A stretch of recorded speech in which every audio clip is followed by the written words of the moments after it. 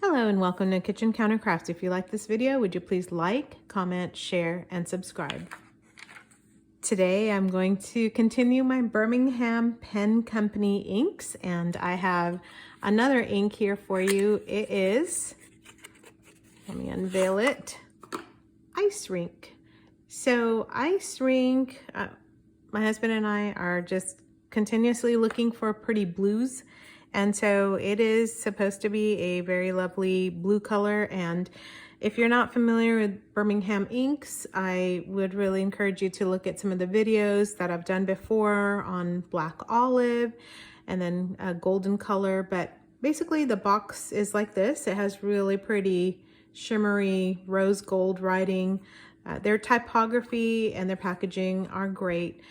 The box isn't anything fancy, no ink colors on there, but they have it on the bottle. So here's the information. This is a 60 ml and it is a Keystone formula, which is kind of a newish formula, and it's supposed to be great for cheap paper, which I love. So I love being able to use it on just copy paper or a notebook or something like that. So I was excited to see what this one would look like.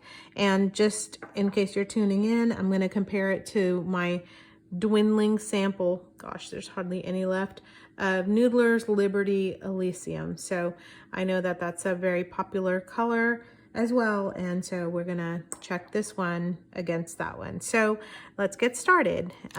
Just so you can see, well, you can't see, there you go, that has that kind of a color, and I'm not really positive if you can pick up on this, but there's some like purplish hues on this. It is not a shimmer formula at all, but we are gonna just take a look. And I just realized I don't have a paper towel, so grab one. Okay, now I'm set. So I'm just using my glass dip pen and seeing how that works on it. They tend to be fairly dry inks, and then some of the complaints that I have kind of seen online on these Birmingham inks are that they are kind of pale when they kind of settle in. So I dipped that really far, but that's okay. Today is the 4th of July. Happy Independence Day. This is Birmingham Ice. Oop. Yeah, it doesn't stay on my dip pen too long. And the dip, in case you're wondering, is kind of like a medium ink, medium nib size.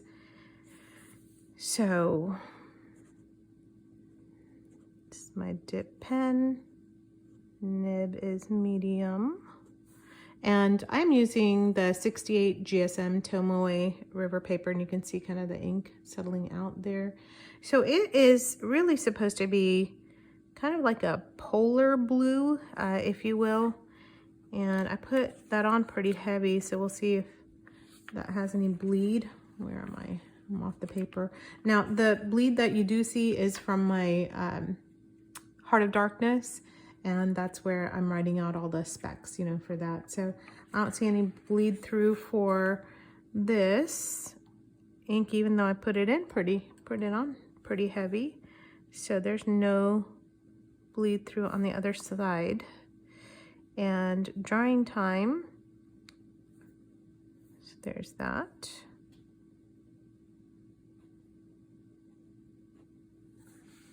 You can see there.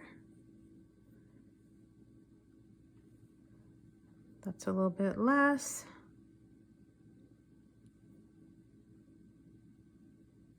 And so about pretty good performance on that piece of it there. And then I guess I need to maybe draw something. So Ice Rink. Well, ice rinks are kind of boring to draw, so let me just try my hand over here. Let's see what I can come up with here. So you can see a little bit of the ink performance.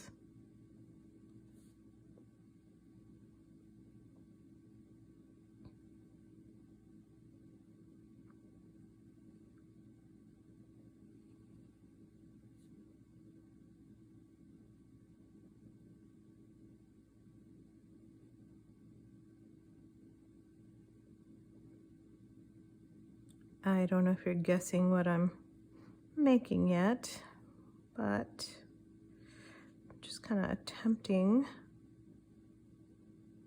to draw an ice skate.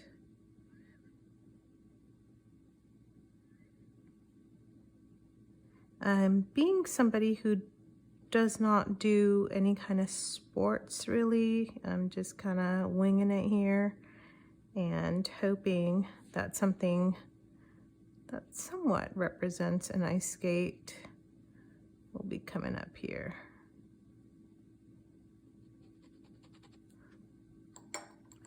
Sometimes if you put down a little bit more ink, you can kind of see how it goes on, but it's going on really, really dark for just a medium pen, and we're going to try something a little bit different with the different nib sizes in just a minute.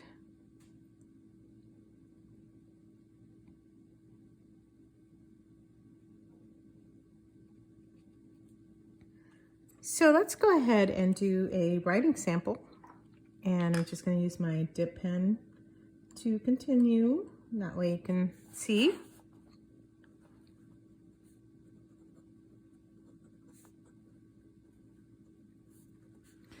And I'm off the camera. Oh, nice.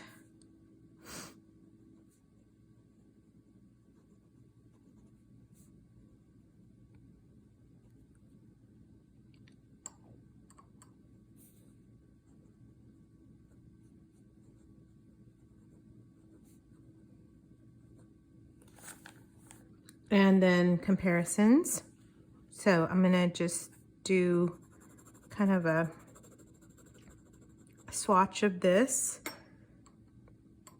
as it comes off thick and hopefully settles into this lovely bluish. Just smear it with my hand. Oh, I need to do a water test. Let's do that as well.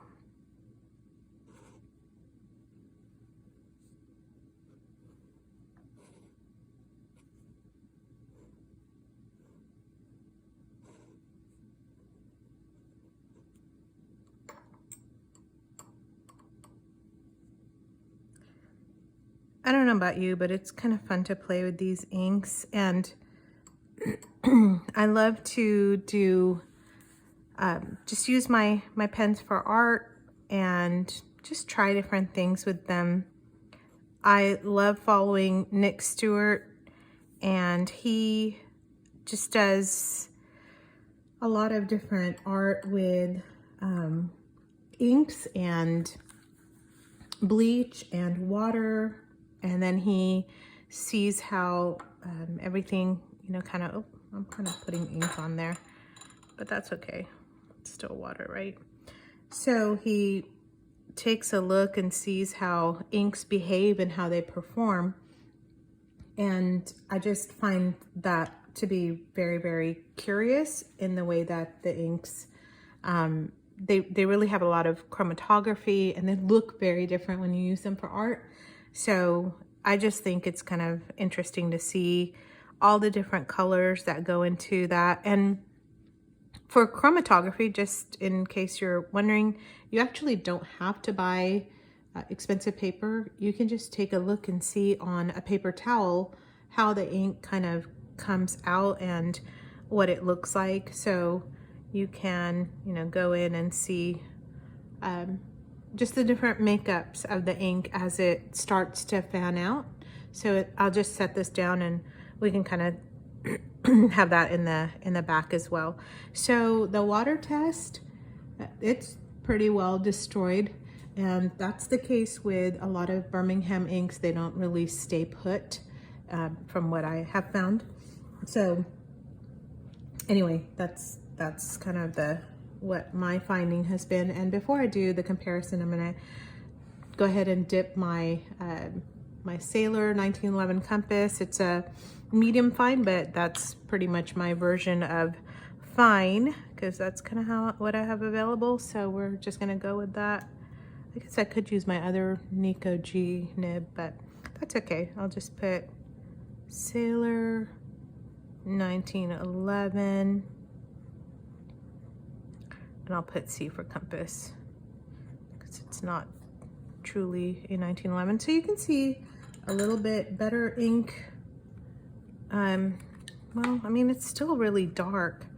And then for a medium, or I guess stub or other, I'm going to use the Noodler's Ahab, which is kind of like a medium, but is more of a flex. So sometimes the flex and the medium just gives a really good variation. So I'm gonna put that here.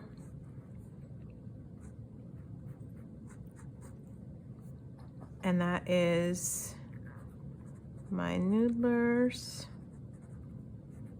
Ahab.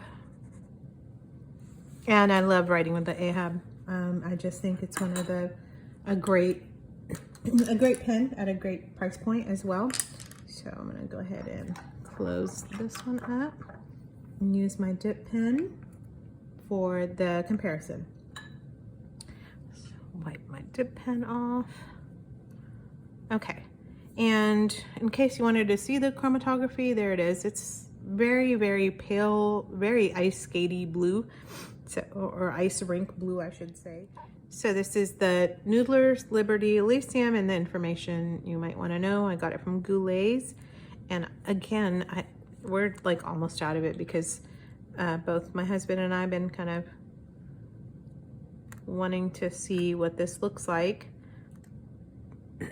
And just in case you're wondering if we've gone with it or not, we are really big fans of Noodler's, but then we ended up with this ink, and so we just thought, you know, let's just see if this one might be good as well. And Birmingham inks are actually fairly affordable. So, oh, I didn't put the other one. Liberties. Hey, it's 4th of July, so that's a good one to compare it to. Liberty's Elysium. So you can see that both of them are extremely comparable. And so, honestly, on my Tomoe River paper, it looks like the same exact ink. And so that's gonna, I don't know if that surprises anybody, or if you're just looking for an alternative from Noodler's or something like that. So anyway, it's a very, very pretty ink. It has a lovely kind of chromatography on this, where it goes into this light blue, kind of an ice blue.